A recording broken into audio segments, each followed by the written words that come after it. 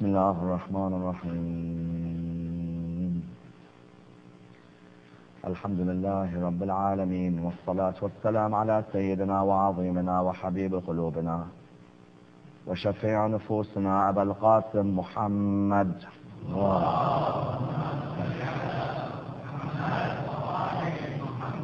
وبالقلوب ودوائها ونور الأبصار وضيائها وعلى أهل بيته الطيبين الطاهرين المعصومين الصادقين. الحمد لله الذي جعلنا من المتمسكين بولاية سيدي ومولاي علي بن أبي طالب.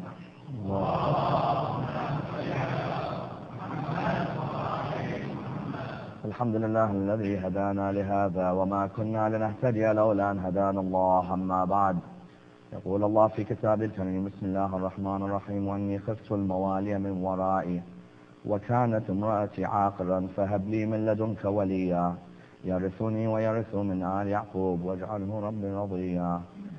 First of our loud salawat in honor of Rasulullah Muhammad sallallahu alayhi wa sallam.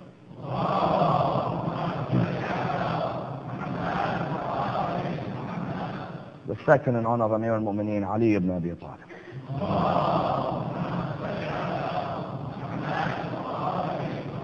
The third with your loudest voices in honor of Imam Sahib al-Asr al-Zaman.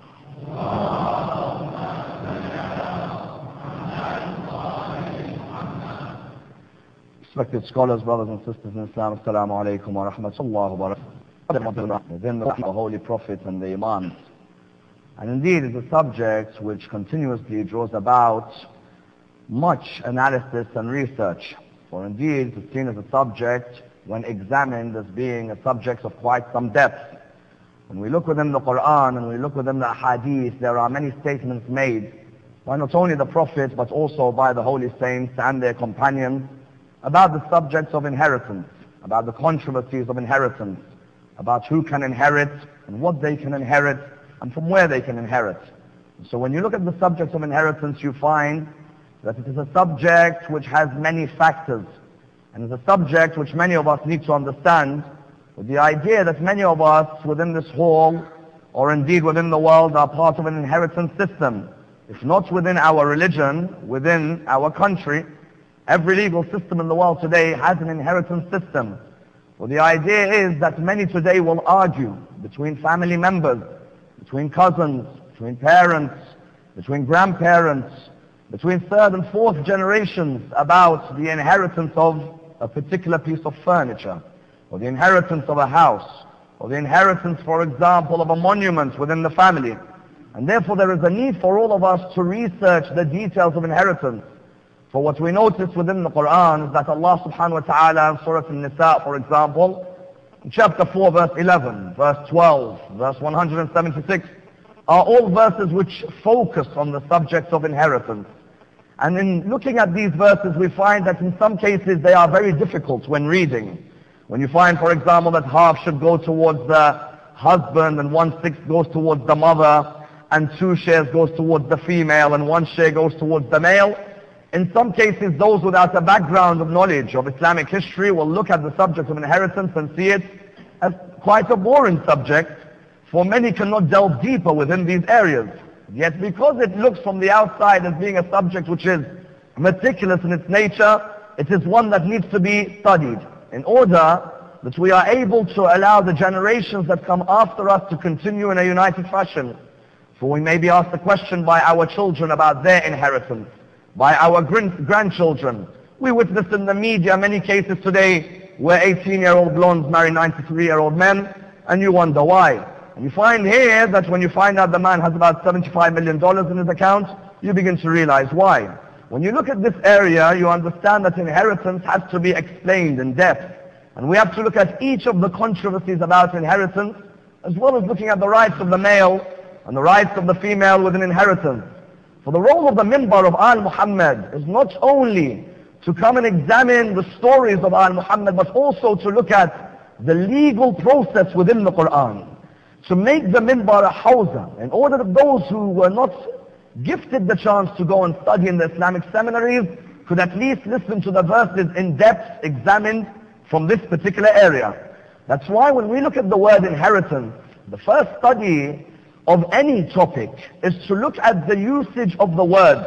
The idea being that there are some words in the world today, their usage may differ from how they were used 20 years ago, or 50 years ago, or 1,000 years ago. And therefore a person has to see what is the usage of this word inheritance in history. We look at ourselves and we find that we use the word inheritance in many different areas. For example, some of us say that this person has inherited the looks of his parents. The derivative is what? The root word of all of this is that there is something which has been passed from one place to another. So when we say someone has inherited the features of the parents, it means that we are saying something which the parents have has been passed on. Sometimes you are told you've inherited the hair of your parents, the color of the hair. Sometimes you are told the height of your parents. Sometimes you are told that you have inherited the eye color of your parents. And you find that the features are inherited sometimes, not only from the parents, but also from your uncles and aunts. How many of us in this hall do not look like our parents? But people will always tell us you look exactly like your uncle when you were younger, or when he was younger. That's why you find Amir al-Mu'mineen, Ali ibn Abi Talib, salawatullah wa salamu alayhi, was once asked a question about why is it that some people look like their parents and some people look like their uncles and aunts. And he replied by saying it depends on the mood of the human being on the night of intercourse. If the human was in a good mood, then you find that the child comes out looking like the parents. But if the couple were in a bad mood, the child comes out looking like the uncles and aunts. And I can see some of you thinking about that right now. So here what we find in this area is that sometimes we inherit the features of our parents, or we inherit the features of our uncles or aunts. Here's one area. A second area is when people tell you you have inherited the knowledge of your father. Sometimes you find that there are some people who are seemingly knowledgeable, and people straight away make an assumption that they have inherited the knowledge of their father. Knowledge is not something which is inherited. Knowledge is something which is taught or inspired. There is no real inheritance of knowledge in the idea. There are some people with great knowledge, their children leave a lot to be desired. You find that there are some people who are great scholars, yet their children, when it comes to knowledge, there is no knowledge. It means that knowledge is not inherited. Yet you find that people make the assumption that knowledge is something which is inherited. Yet you find many in history who are knowledgeable, yet their sons lacked in their knowledge, or their daughters lacked in their knowledge. A third area is when you hear people saying, you've inherited the religion of your parents. There are some religions which are, as we know, racist in their ways. No need to mention them. Those religions say that you have to be born into the religion for you to be a member. Otherwise, conversion is very difficult, because they were always the chosen ones. So therefore, what happened was, you inherited the religion from the mother, and it continues and continues. And you find that within the religion of Islam, this is seen as a fallacy, that a person does not inherit Islam. A person is born with the fitrah, no doubt, but a person does not inherit Islam. A person has to learn the usul of the religion of Islam before he is even given access to Jannah. Some of us are upon the presumption that if I am born in the school of Ahlul Bayt and I love Al-Muhammad, this is enough for me to go to Jannah, that I have inherited the religion. No, the school of Ahlul Bayt is the school which states that in the areas of the furu' ad-din, you may follow the scholar of the time. But in the areas of the usul, you have to go and do your research, in order that you are able to understand what you are following. If someone today came and asked you about Tawheed, or about Adala, or about Nubuwwah, or Imamah, you cannot simply just say that it's something I have inherited from my parents.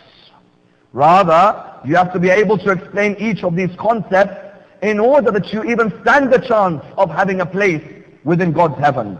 Therefore you find on the third area we have those who inherit religion. Then on the fourth area you have those who are told that you have inherited the religiosity of your parents. There are some people who are told you are just as religious as your father was. And there is the idea that a person inherits his religiosity. No, a person in the religion of Islam does not inherit religiosity. You have to work to become religious. Religiosity does not come overnight. A person who wants to become religious has to struggle, has to sacrifice,